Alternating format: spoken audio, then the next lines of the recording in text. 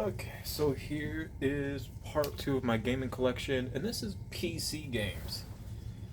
And these PC games, unfortunately, they're obsolete because the Windows are just no longer around for them.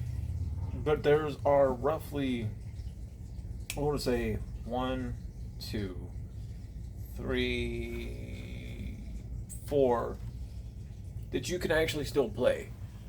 Um, Maybe in the future, which I still would love to do, is to invest definitely into an older PC that still works with the older Windows, even if it means getting older programs that I can still use. Because I do love playing older PC games. I remember playing older PC games, and that was one of the. I don't want to say it came second, but I don't want to say it came third. Because you want to talk about with my history with gaming, if you go back to the first one, Nintendo, Sega, right? Somewhere from after Sega, you had PC,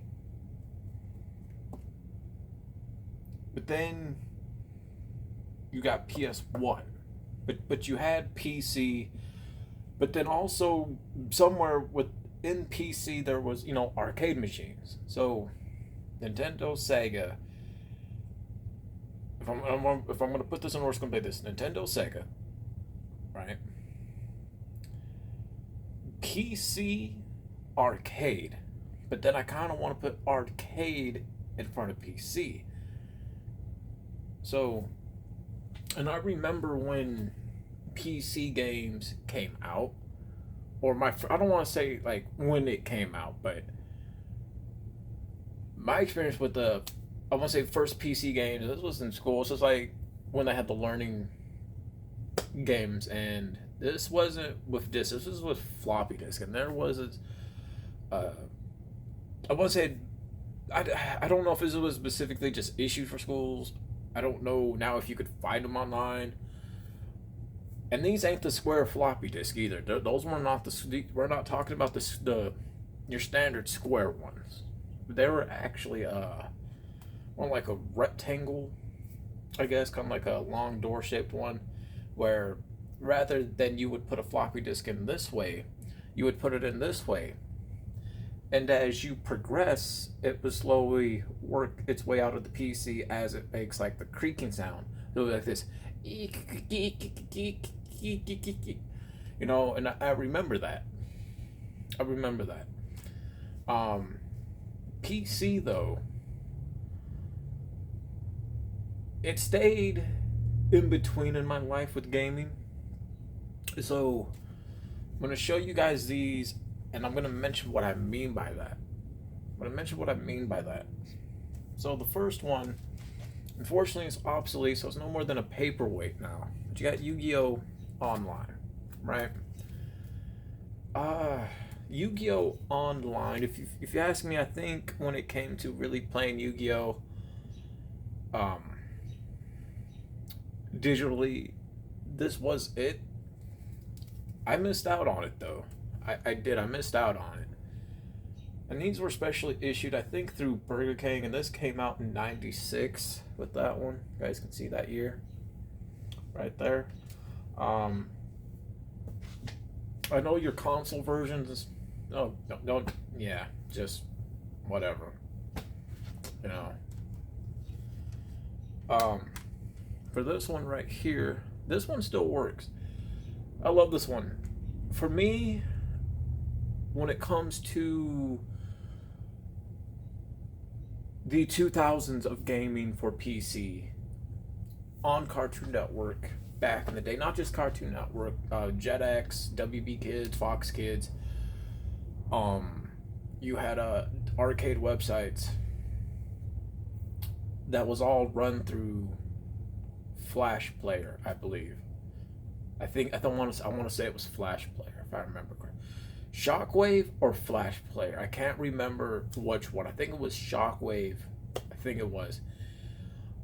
People thought, or when these companies thought, Shockwave was going to be forever, so they didn't really bother to say, hey, let's back these up, or let's prepare or prep ahead of time just in case new programming comes along.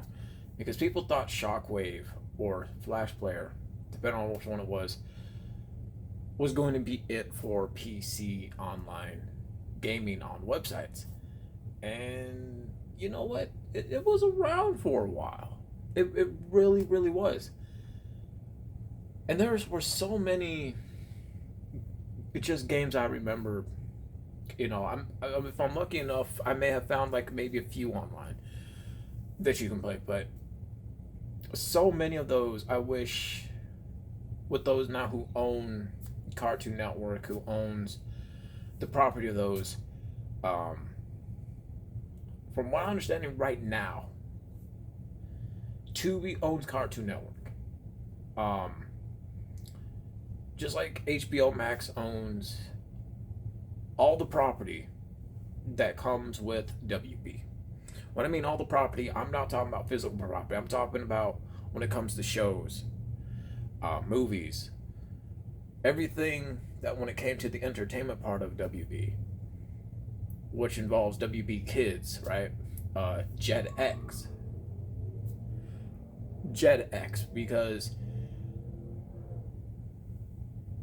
if I'm correct, I want to say, I think HBO Max also owns now Nickelodeon. Because Nickelodeon was, as I got older and I understood, it was a sister partnership with WB. That's why sometimes you would see Yu-Gi-Oh! On WB, or Yu-Gi-Oh! On Nickelodeon. Sometimes, as you kind of progress within the time of Toonami with Cartoon Network 2000s, yeah, then it went to Cartoon Network. But, you know, HBO owns those properties. But from right now, they used to own the properties, everything that came with Cartoon Network. Not anymore. Tubi now owns that. And it's only going to be a matter of time before Tubi actually plays it out smart. And I wish, and this is what I really wish what HBO would have did. Hopefully, Tubi just didn't do a deal with them. I'm pretty sure they do own these properties now. That to the games that were on that website, when it came to these games,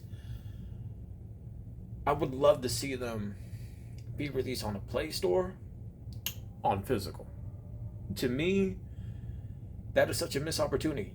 I don't think they understand. Like, to them, it's like, oh, we probably won't make no money off it. No, that's where you're wrong. You would make a boatload of money on that. And I would just say, hey, here's some money. Let me go ahead and get these games from them, right?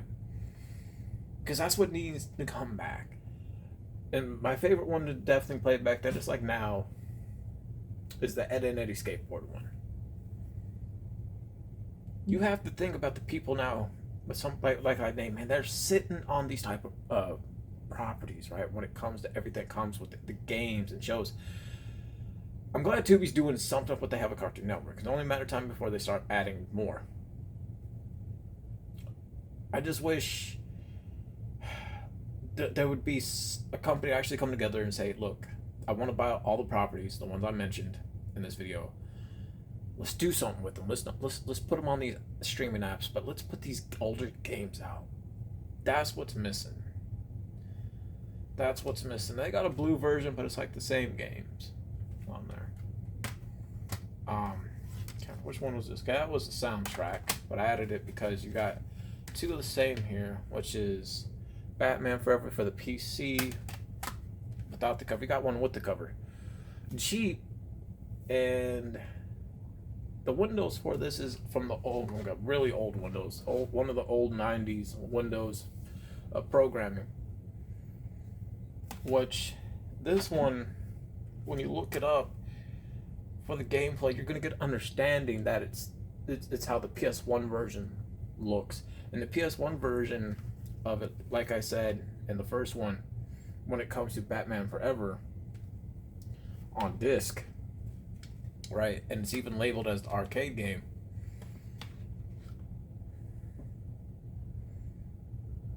How much money they want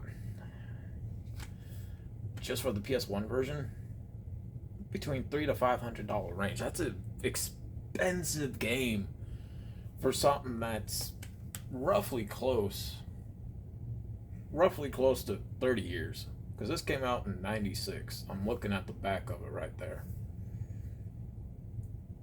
Maybe one day when I have the money I'll get the PS1 version, but I think now would be a good time for them to say, hey, let's release it, cool, for updated systems.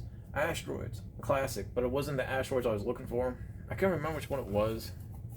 I know you're like on like a moon rover shooting at asteroids. That was one I was really looking for. Well, this one I semi remember here and there. This one's actually still playable. It is a classic, don't get me wrong. That one. Moving on, though. Pirates of the Caribbean at World's End. Now this you can still play on any PC. It's by Disney. They're gonna make sure that you can. I love the Pirates games, and I do wish there were more games based off of pirates. I really do. I feel like it's such a big missed opportunity. I really do.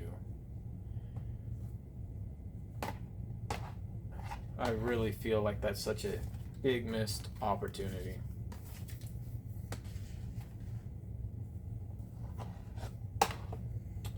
Here we got Star Wars Knights of the Old Republic 2. I did miss out on my chance for Knights of the Old Republic 2. I did. I just never could find it. When I got these, I thought I was going to be able to play them before my laptop, pretty much crapped out. I haven't had a computer for like over a year, but apparently the Windows for these, for 1 and 2, don't exist.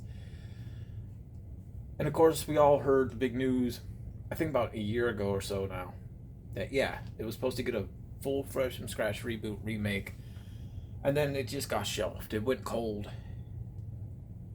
I just never got a chance to experience them. I have the Xbox version, but I don't have an Xbox to play them. I would love to get an Xbox, the newest one, that is 100% backwards compatible for all the Xbox games, from the older ones to the 360 ones. Because that is the only way for me to experience Knights of the Old Republic 1 and 2. I just never got a chance to experience these titles back then. But I am still glad that I got these. And I wouldn't get rid of them, because there's that chance I may not ever see them again either. I can say I can say that I have them. I just cannot say that I never got a chance to play them. And just looking at the gameplays at times and listening to, because I used to love going on YouTube and listening to the archive files that you can listen to in the game and the history, and I said to myself, man, I really missed out. I did. And here's Knights of the Old Republic 1. I know Walmart had like the game card for it, but you can't really play or do anything. You can install it, but it won't let you really play. And again, hopefully when I do get a system for those old Xbox games I got, I'll be able to experience it. I can't wait. I just gotta save up. Mafia 3. This was the first Mafia game I played before I, went on to play 1 and 2. I do like the Mafia franchise. I have not played the new version yet, or the new one yet, which is the Old Country. But yeah, this one I could say still works. Then you have Batman Arkham City for the PC, and I said, man, I want to play it for the PC. Unfortunately, the program for this is just shut down. It's obsolete, so I'll never really get a chance to experience the PC version, which I would have loved to have experienced the PC version. I felt like that would have been a real big treat for me, you know. Yes, I got the original version for the 360 and the PS4 version. I really would have loved to experience that though. Next one is one that looks so fun, and it just goes into, again, man, the Windows for it is not around anymore. The Age of Pirates, Caribbean takes, right there. Oh, man, it's one that I really. It's an open world pirate game. Live your life as a pirate, able to travel seas and everything, and it's just one that, again, I wish I would have gotten to experience. I wish I would have known about back then, and I just didn't.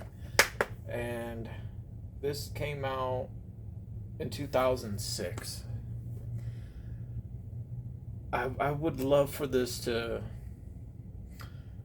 I wish somebody would make, would redo this, have it come out now, so people can experience, such as myself. Again, when I ever do get a PC, not just something that's updated, but also to invest in, a nice older PC, and I think I would invest in one, from the late 90s, super early 2000s computer, just to experience these older games that take those type of programming for those windows. But yeah, these are my PC ones. These are my PC ones. And PC gaming for me did come back, and it didn't really leave, but it came back in 2000, like I said, with the Cartoon Network websites and everything like that.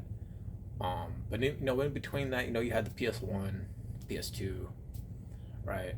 360, PS4, now PS5, and that's really my gaming, really my history of gaming, and introduced to it.